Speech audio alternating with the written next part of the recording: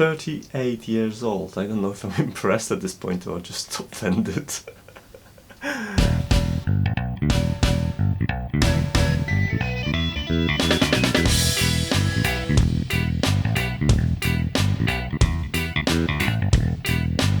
Hi, I'm Marta and this is NotEnoughTECH, and this is a hands-on experience with Xiaomi's doorbell, video doorbell, and this is not your usual doorbell. This comes with a Face ID, which means this doorbell has the capability of recognizing the faces, and this is something that got my attention when I was looking at the GearBest products, and I've seen this in pre-order.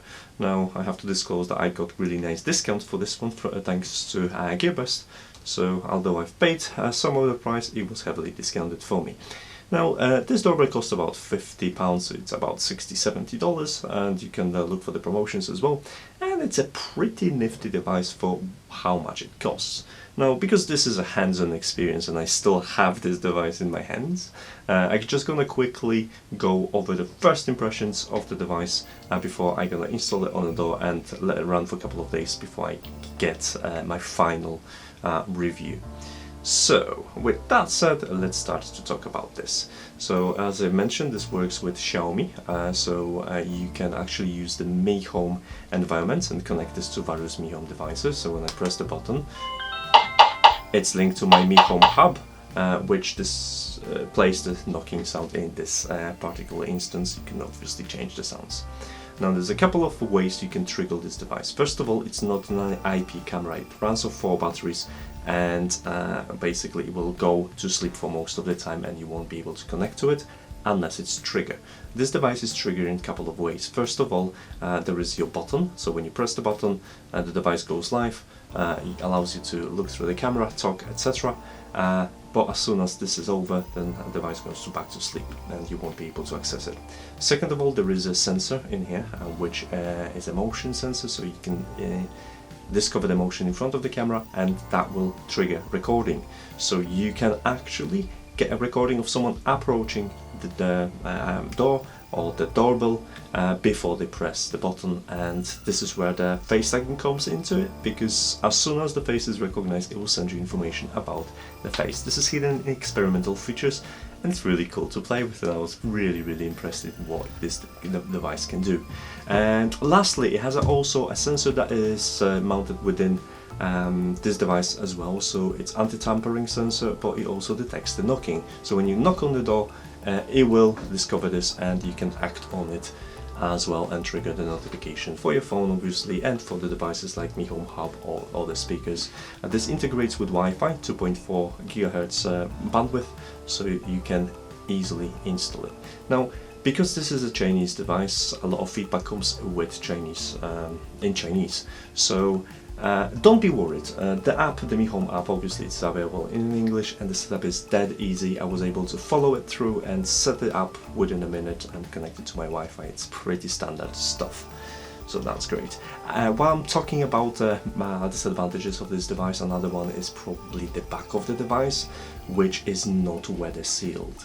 Now this is intended to be used in probably apartments or stuff like that, but with a bit of a planning, or you actually use it outside, providing you have a bit of a shelter, because the front is all really well presented and there should be no water ingress. However, from the back side you should expect some ingress to happen, so I will be thinking about printing out a small enclosure for this, just embedded and protected from the weather conditions. England is warm enough to have this outside. Now, so I think that's all for the physical overview of the device, so let's open the app and see what's inside the app. This doorbell will trigger when there is a motion sensor, so obviously if I'm gonna start doing this in a second, I'll see that there is a live view available for me that I can look into it. For the purpose of this video, I just muted the notifications so I wouldn't be able to get the notifications on it, and right now it might be just sleeping, mostly because I was shaking the camera and waving it, and it will learn to ignore it for a while. So if I'm just gonna, oh, now it's ready and available for you to see. So this is a 720p camera, and you can see there is a very little lag. Also, you've got a couple of options in here. You can send a voice reply, so I can send the reply that I'm coming home. I'll be there in a second. This is set to 50% of the volume, so it can be much louder. I can play the alarm, which is really loud, and I'm not going to do it on the camera. And I can have a full-blown intercom conversation with whoever is at the door, followed by a screenshot and recording options. Now, the device comes with a year plan with a 7-day backup, so you can use that as well, and you can store that in a visible timeline. You can select how long your clips can be, so you can have a couple of seconds in there, 10 seconds or longer. Obviously this will affect the battery performance, so that's the... I also checked the night performance a little bit. I wasn't able to get much through the glass because it was reflecting the LEDs. As you can see, those are LEDs in here on the screen right now. But in terms of video, it looks actually pretty cool. I have here maybe some footage that I can show you from outside. I'm not sure what would trigger this, but let's play it. It is entirely possible I triggered this actual clip from just by moving around in here, and there was some reflection or whatever. Now, talking more about the feature called Face ID. So if you scroll to your videos, you will see that some of them, they have a tag, and the tag basically is for sensing their faces.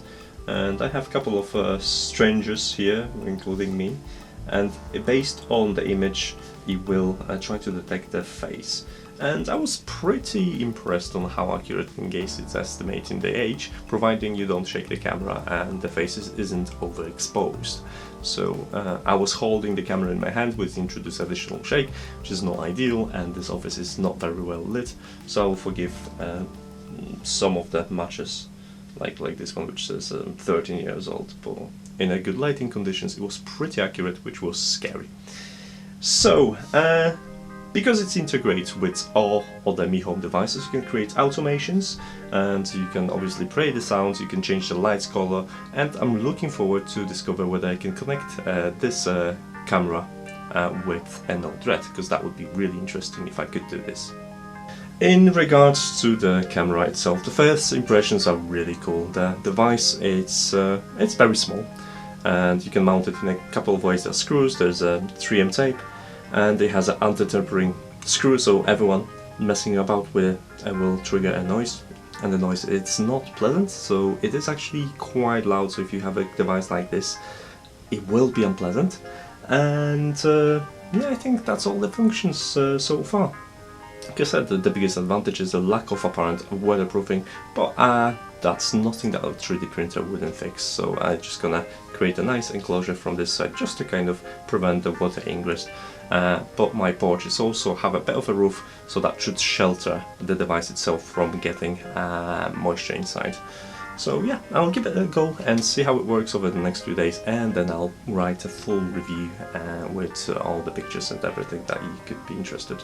As for now, if I convinced you already to play with this device, you can go ahead and go to the links in the description. You'll find a little bit more in the description. There will be a short write-up, links where to buy it, etc.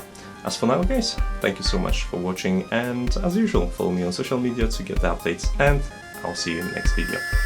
Take care.